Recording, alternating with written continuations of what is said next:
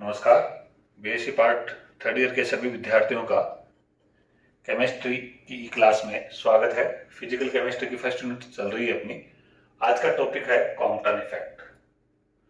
Compton effect क्या है कि किसी भी वस्तु की सतह से, ये वस्तु की सतह है, इसी यदि एक्स रे टकराती है तो टकराने के बाद एक इलेक्ट्रॉन उत्सर्जित होता है और इस एक्सरे की ऊर्जा कम हो जाती है, अर्थात अधिक तरंगदैर्घ्य वाली एक्स किरण परिवर्तित हो जाती है। इसे ही कॉम्पटन प्रभाव कहते हैं। अर्थात किसी भी वस्तु की सतह से यदि एक्स रेज टकराती है तो इनके टकराने से एक इलेक्ट्रॉन उत्सर्जित होता है। इस इलेक्ट्रॉन उत्सर्जन के साथ इस एक्सरे की ऊर्जा का मान कम हो जाता है, अर्थात अधिक तरंगदैर्घ्य वाली एक्स किरणों में परिवर्तित होना ही कॉम्पटन प्रभाव कहलाता है। यहां ये बताया गया है,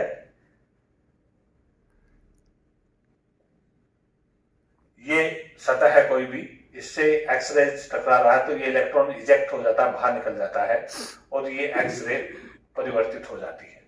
इस एक्सरे की ऊर्जा अधिक है, इस एक्सरे की ऊर्जा कम है, अर्थात इसकी जो परावर्तित एक्सरे है उसकी तरंगदैर्घ्य अधिक है। यही कॉम्पटन प्रभाव है। और जो इजेक्ट हुआ है इलेक्ट्रॉन, ये और ये एक्स एक्सिस जिस पे संवेग है mv cos फाई और ऊर्जा है h nu dash upon c cos theta. ये y एक्सिस है। जो एक्सरेज है इसकी ऊर्जा है h न्यू और जो इलेक्ट्रॉन इजेक्ट हुआ है उसकी ऊर्जा है h nu dash.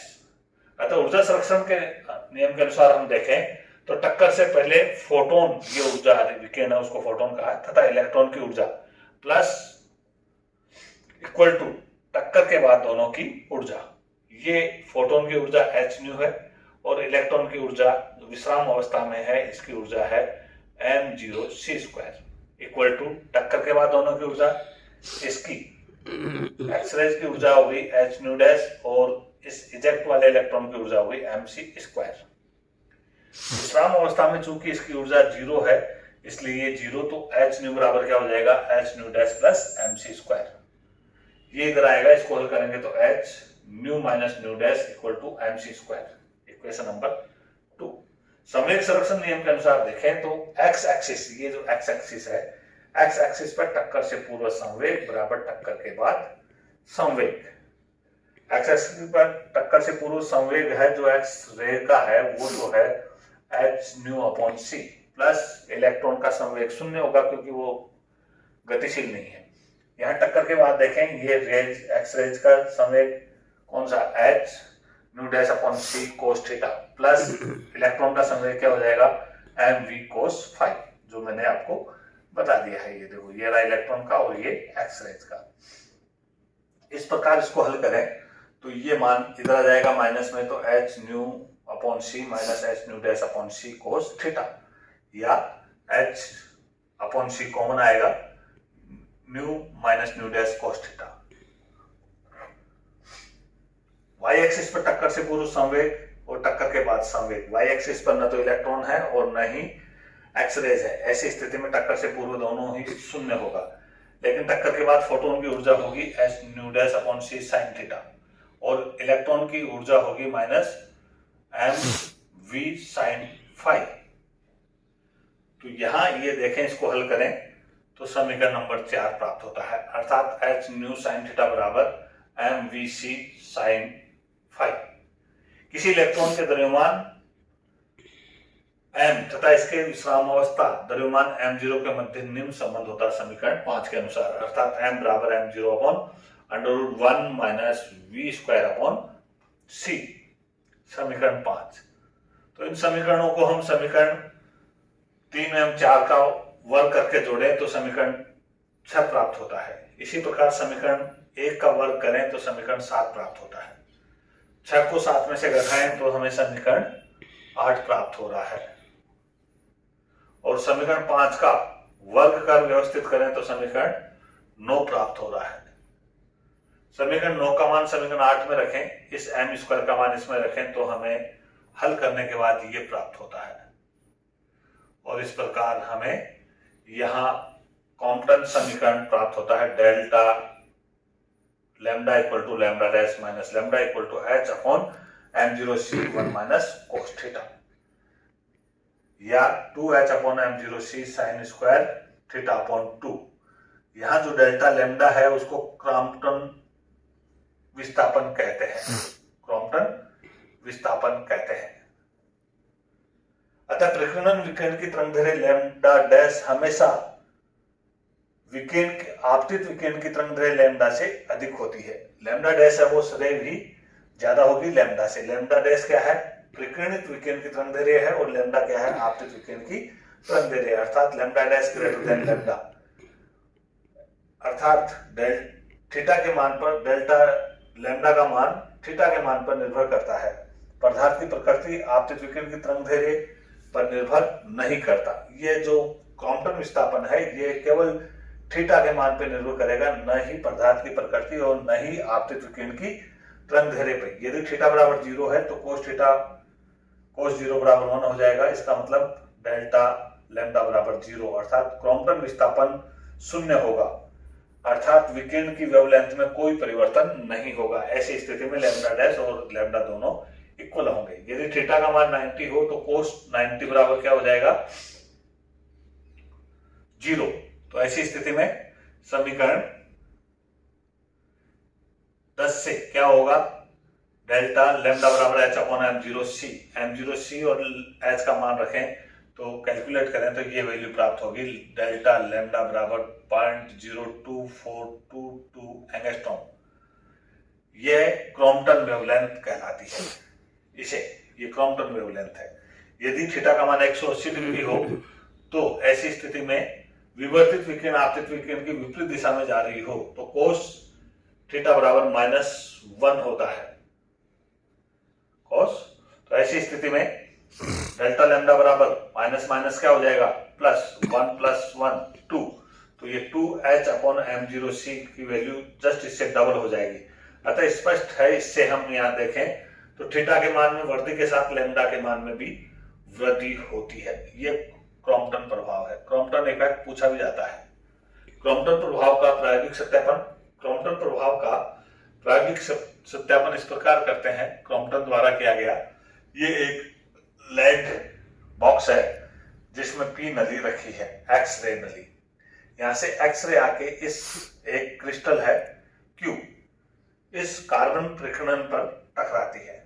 Carbon प्रकीर्णन Q से थीटा कोण, ये थीटा कोण पर विकिरण प्रकीर्णित होकर क्रिस्टल सी से टकराती है। ये क्रिस्टल है, ये प्रकीर्णन है, प्रकीर्णक, कार्बन प्रकीर्णक। थीटा कोण पे प्रकीर्णित होकर क्रिस्टल सी से टकराती है और क्रिस्टल सी से टकराकर बॉक्स आई में पहुंचती है, जहां इसकी तरंगदैर्घ्य का परिकलन कर लिया जाता है। ये पूरा का पूरा कॉम्पटन उपकरण है। कॉम्पटन उपकरण में यहाँ एक एक्सरे नली है जो लेड बॉक्स में पड़ी गिरी हुई है। ये स्लिट है S1, ये Q है वो कार्बन प्रकीर्णक है, ये C है क्रिस्टल है, और ये I है जो एनालाइजर बॉक्स है। एक्सरे की नली व प्रकीर्णन Q को घुमाकर थीटा के मान में परिवर्तन किए जाते हैं। कॉम्पटन ने सिद्ध किया है कि थीटा के मान में जितनी वृद्धि होगी उसी अनुपात में डेल्टा के लैम्डा के मान में भी वृद्धि होगी, कॉम्पटन विस्थापन के मान में भी वृद्धि होगी। क्योंकि हमें मालूम है फॉर्मूला कॉम्पटन विस्थापन डेल्टा लैम्डा बराबर h upon m0c 1 minus cos theta. तो थीटा के मान में वृद्धि के साथ लैम्डा के मान में भी वृद्धि होगी। सेकंड है जीमान इफेक्ट। ये एक ऐसा चुंबकीय प्रकाशिक प्रघटना है जिसमें चुंबकीय क्षेत्र लगाने से स्पेक्ट्रम लाइनें प्रभावित होती है। जीमान प्रभाव चुंबकीय क्षेत्र लगाने पर प्रभावित हो रहा है और वे कई अवयवों में विस्थापित हो जाते हैं, क्योंकि एक समान चुंबकीय क्षेत्र लगाने से परमाणु के ऊर्जा स्तरों में परिवर्तन आ जाता है। जीमान प्रभाव भी दो प्रकार का है, सामान्य जीमान प्रभाव और सेकंड जटिल जीमान इफेक्ट। फर्स्ट में देखें, जब किसी विकिरणकारी परमाणु को एक चुंबकीय क्षेत्र में रखा जाए तो ऊर्जा स्तरों में परिवर्तन हो जाने के कारण स्पेक्ट्रम लाइन 2 या 3 अवयवों में विभाजित हो जाती है। यदि स्पेक्ट्रम लाइनों को चुंबकीय क्षेत्र के लंबवत दिशा में देखा जाए तो स्पेक्ट्रम में रेखा दो अवयवों में विस्थापित हो जाती है। दो अवयवों में विस्थापित होने का मतलब न्यू जीरो और न्यू टी, अर्थात nu zero plus nu t व nu zero minus nu t आवर्ती प्राप्त होती है। इसे अनुप्रस्थ जीमान प्रभाव कहते हैं। और यदि स्पेक्ट्रम लाइनों को अनुदैर्ध्य दिशा में, ये तो अनुप्रस्थ दिशा में था, अनुदैर्ध्य दिशा में या चुंबकीय क्षेत्र की दिशा के समानांतर देखा जाए तो स्पेक्ट्रमी रेखा तीन अवयवों में विभक्त हो जाती है। ऊपर वाले में तो दो या तीन अवयवों में विभक्त होती है, यहाँ तीन अवयवों में विभक्त हो जाती है, जिनकी आवर्ती होती है new zero plus new L, mu zero and new zero minus new L. इसे अनुदैर्ध्य जीमान प्रभाव कहते हैं। इस प्रकार जीमान प्रभाव मैंने आपको यहाँ दो बता दिया। अनुप्रस्थ में तो दो या तीन लाइन अवयव प्राप्त होते हैं, विभाजित होते हैं यहाँ, लेकिन अनुदैर्ध्य में तीन अवयव प्राप्त होते हैं, तीन अवयव में विभक्त होते हैं चुंबकीय क्षेत्र लगाने से। कौन सी दिशा में? अनुदैर्ध्य दिशा में। और ऊपर वाला कौन सी दिशा में? अनुप्रस्थ दिशा में। नेक्स्ट टॉपिक है जटिल जीमान प्रभाव। यदि किसी विकिरणकारी परमाणु को दुर्बल चुंबकीय क्षेत्र में रखा जाए तो ऊर्जा स्तरों में अधिक परिवर्तन होता है। दुर्बल चुंबकीय क्षेत्र में रखें, क्योंकि इस स्थिति में इलेक्ट्रॉन का चक्रण भी अपना योगदान देता है, जिससे इलेक्ट्रॉन की लाइनें अधिक संख्या में विभक्त हो जाती है। क्योंकि इलेक्ट्रॉन का चक्रण योगदान देगा तो चुंबकीय क्षेत्र और प्रभावी हो जाएगा, जिससे स्पेक्ट्रम की अधिक लाइनें प्राप्त होती है और एक जटिल प्रकार का स्पेक्ट्रम प्राप्त होता है। इसे हम जटिल जीमान प्रभाव कहते हैं। ये ध्यान रखने की बात है। यहाँ सरल या सामान्य या दुर्बल जीमान प्रभाव में अनुप्रस्थ और अनुदैर्ध्य दो प्रकार के जीमान प्रभाव हो गए। जटिल जीमान प्रभाव में दुर्बल चुंबकीय क्षेत्र लगाए तो यहाँ हमें बहुत ज्यादा स्पेक्ट्रम लाइनें प्राप्त होती है। क्यों? क्योंकि यहाँ इलेक्ट्रॉन के चक्रण के कारण जो चुंबकीय क्षेत्र उत्पन्न होगा वो भी इसमें योगदान देता है। ये जटिल जीमान प्रभाव कहलाता है। नेक्स्ट टॉपिक है हाइड्रोजन परमाणु के लिए बोर मॉडल। हाइड्रोजन परमाणु की व्याख्या करने के लिए बोर द्वारा बोर मॉडल दिया गया था, जो कि हमने पहली क्लास में 11th-12th में ही केमिस्ट्री पढ़ते पढ़ लिया गया था। नील बोहर ने परमाणु मॉडल दिया और इसके निम्नलिखित अभिग्रहित थे। सबसे पहला मुख्य पॉइंट क्या था? नाभिक के चारों ओर इलेक्ट्रॉन कुछ निश्चित वर्ताकार पथों पर ही गति करता है या घूमता है, जिन्हें कक्ष कहते हैं। इन्हें एन द्वारा दर्शाते हैं और एन की वैल्यू होती है 1 2 3 4 क्रमशः के capital, L capital, M capital, N dash dash. Second अभिग्रहित क्या है? कोई भी इलेक्ट्रॉन स्थायी रूप से केवल उन्हीं कोशों में घूम सकता है जिनके लिए कोणीय संवेग h/2π का पूर्ण गुणांक हो। अर्थात संवेग क्या होगा? mv, कोणीय संवेग mvr बराबर n h/2π, जहां इनकी वैल्यू 1 2 3। थर्ड अभिग्रहित, थर्ड है, हमने देख रखा है, पहले पढ़ रखा है कि किसी निश्चित कक्षा या कोश में घूमते रहने पर इलेक्ट्रॉन की ऊर्जा स्थिर रहती है, लेकिन यदि इलेक्ट्रॉन उच्च ऊर्जा स्तर में जाने पर ऊर्जा का अवशोषण करता है, जबकि निम्न ऊर्जा स्तर पर जाने पर ऊर्जा उत्सर्जित करता है। अवशोषित या उत्सर्जित ऊर्जा का मान दोनों कोशों की ऊर्जाओं के अंतर के बराबर होता है, अर्थात डेल्टा E बराबर E2 माइनस E1। फोर्थ कहा था इसने क्या कि परमाणु के विभिन्न ऊर्जा स्तर क्वांटीकृत होते हैं तथा ऊर्जा अवशोषण या उत्सर्जन ऊर्जा की निश्चित मात्रा क्वांटा के रूप में ही होता है, अर्थात डेल्टा E बराबर h न्यू। इसका मान क्या हो जाएगा? h new. न्यू बराबर क्या होता है? c/λ, इसलिए hc/λ, जहां h क्या है? प्लांक स्थिरांक, c क्या है? प्रकाश का वेग, लैम्डा क्या है? प्रकाश की तरंगदैर्घ्य और न्यू क्या है? आवर्ती और e क्या है? ऊर्जा। बोर द्वारा ये मॉडल दिया गया था और ये इलेक्ट्रॉन ये केंद्र है और ये इलेक्ट्रॉन वर्ताकार क्षेत्र में गति कर रहा है। घूमते हुए इलेक्ट्रॉन पर दो विपरीत बल प्रभावी होते हैं। एक अपकेंद्रण बल जो बाहर की ओर लगता है और एक नाभिक का आकर्षणीय बल अभिकेंद्रीय बल कहलाता है, वो अंदर की ओर लगता है। ये दोनों विपरीत बल एक दूसरे को संतुलित कर देते हैं, जिससे इलेक्ट्रॉन उसी वर्ताकार पथ पर घूमता है। अपकेंद्रण बल का मान होता है mv²/r और अभिकेंद्री बल का मान होता है ze²/r²। ये दोनों एक दूसरे को इक्वल करते हैं। बोर के अनुसार देखें तो उसकी बोर त्रिज्या का मान होता है हाइड्रोजन परमाणु के लिए r बराबर 0.529 × 10⁻⁸ n² cm सेंटीमीटर में, जहां n क्या है? कोशों की संख्या और z क्या है? परमाणु क्रमांक। इसी प्रकार इलेक्ट्रॉन का वेग देखें nवें कोश में तो वेग बराबर होता है 2.186 into 10⁸ Z upon n centimetre पर सेकेंड। इसी प्रकार इसकी ऊर्जा देखें, एनवे कोस के लिए बोर ऊर्जा, उसकी कैलकुलेशन करते हैं। E बराबर -2π²m(E4Z² अपॉन n²h²। या इसकी इलेक्ट्रॉन वोल्ट में वैल्यू देखें, पाई का मान रखें, एम का मान रखें, ई का मान रखें, तो वैल्यू आएगी E बराबर -13.6 Z² अपॉन n², जहां Z क्या है बता दिया था, परमाणु क्रमांक है, और n क्या है, कोस की संख्या है। बोर मॉडल द्वारा परमाणु स्पेक्ट्रम की व्याख्या ये अपन देखते हैं। इलेक्ट्रॉन के उच्च ऊर्जा या निम्न ऊर्जा स्तर में जाने पर ऊर्जा का अवशोषण या उत्सर्जन होता है। पहले बता चुके, डेल्टा E बराबर क्या होगा, E2 - E1। तो ऊर्जा का अवशोषण या उत्सर्जन विकिरणों के रूप में होता है, और विकिरण किसी निश्चित ऊर्जा स्तर पर ही अवशोषित या उत्सर्जित होते हैं, अतः स्पेक्ट्रम सतत न होकर असतत प्राप्त होता है। इलेक्ट्रॉन उच्च ऊर्जा स्तर पर हो, N2 बराबर 2, 3, 4, 5 वैल्यू हो, और N1 बराबर 1 हो, तो हमें लाइमन श्रेणी प्राप्त होती है, जो कि यूवी क्षेत्र में होता है। सेकंड, यदि N2 का मान 3, 4, 5 हो और N1 बराबर 2 हो, अर्थात 3, 4, 5 कोष में से किसी कोष में से दूसरे कोष पर अगर इलेक्ट्रॉन आता है, तो ऊर्जा का जो उत्सर्जन होगा उससे प्राप्त स्पेक्ट्रम बामर श्रेणी कहलाएगी, और वो विजिबल क्षेत्र में प्राप्त होगा। इसी प्रकार यदि N2 अर्थात 4, 5, 6 कोष में से थर्ड कोष में इलेक्ट्रॉन आता है, तो ट्रांजिशन होने पर ऊर्जा उत्सर्जन होगी, उससे प्राप्त स्पेक्ट्रम होगा वो पाश्चात्य श्रेणी का होगा, और ये IR क्षेत्र में प्राप्त होता है।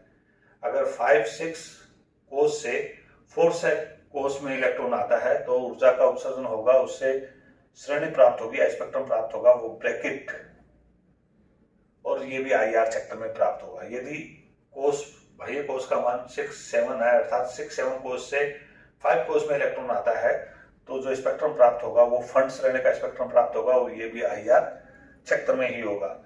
यदि 7th कोष से 6th कोष में इलेक्ट्रॉन आता है, तो जो स्पेक्ट्रम प्राप्त होता है वो हुम्फ्रे श्रेणी वाला प्राप्त होता है, और ये भी IR क्षेत्र में ही होता है। ये मैंने इधर यहाँ दर्शाया गया है, ये नाभिक है, ये फर्स्ट कोष, सेकंड, थर्ड, 4, 5, 6, 7।